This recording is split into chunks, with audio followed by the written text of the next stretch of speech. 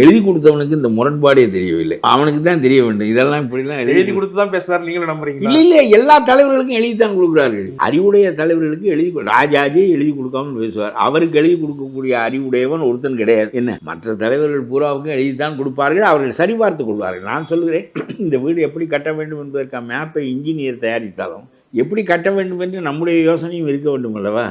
அது தலைவர்களுக்கு அதுபோல் இருக்க வேண்டும். அவர் பெரும்பாலும் அந்த எழுதி கொடுத்தவர்களை சார்கிறார்கள்.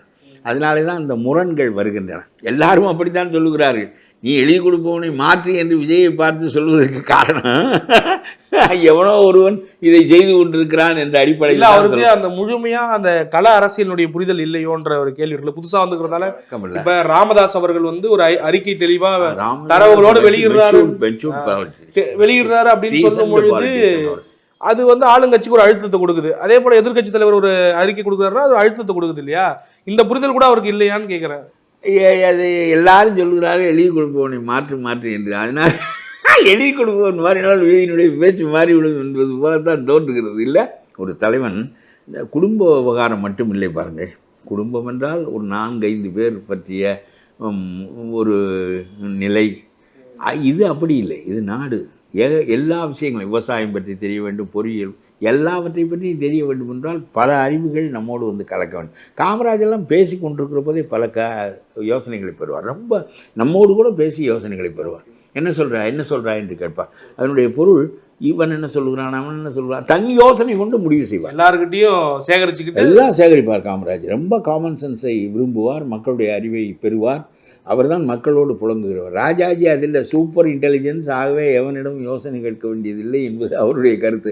காமராஜர் எல்லாரோடும் பழகுவார். அது ஒரு பக்கம் இருக்கட்டும். நான் ஒன்று சொல்லுகிறேன், ஃபோட்டோ ஷூட் எடுத்துக்கொள்கிறேன். இன்னைக்கு KKS ராமச்சந்திரன் ஒன்று சொல்லியிருக்கார். விஜய் போனாரா இந்த வேங்கை வயலுக்கு என்று கேட்டிருக்கேன். இது என்ன கேள்வி? அதிகாரம் உன் கையில் இருக்கிறது. வேங்கை வயலுக்கு நடவடிக்கை எடுப்பாயா? அதை விட்டு நடவடிக்கை எடுத்தால் மக்களுடைய பிரச்சனை தீருமா? அதை விட்டு இவர் போனாரா அவர் போனாரா? இது என்ன எல்லாம் கோயில் திருவிழாவா? நீ வந்தாயா கோயிலுக்கு? கும்பாபிஷேகம் நடக்கிறது வந்தாயா? நீ என்ன இந்த கோயில் தீர்வை தேடக்கூடிய இடத்துல நீங்கள் தான் இருக்கீங்க அப்படிங்கிறது. நீ தான் அதிகாரத்தில் இருக்கிறாய். நீ நடவடிக்கை எடுக்க. இப்போ KKS ராமச்சந்திரன் யோக்கியமானவராக இருந்தால் தன்னுடைய அரசு இதற்கு நடவடிக்கை எடுக்க வேண்டும் என்று சொல்ல வேண்டும். அதை விட்டு விஜய் போனாரா என்று கேட்பதில் என்ன பொருள் இருக்குது? விஜயிடம் என்ன இருக்கிறது? போய் பார்த்து விட்டு வரலாம். அது ரிச்சுவல், அது ஒரு சம்பிரதாயம், அவ்வளோதான். ஆனால் விஜய் செல்வதற்கு வேறு ஒரு அழுத்தம் இருக்கிறது. நான் பார்க்கிறேன், நான் அதை சொல்லுகிறேன். ஆனால் இது மாதிரி தான் பேசுவார்.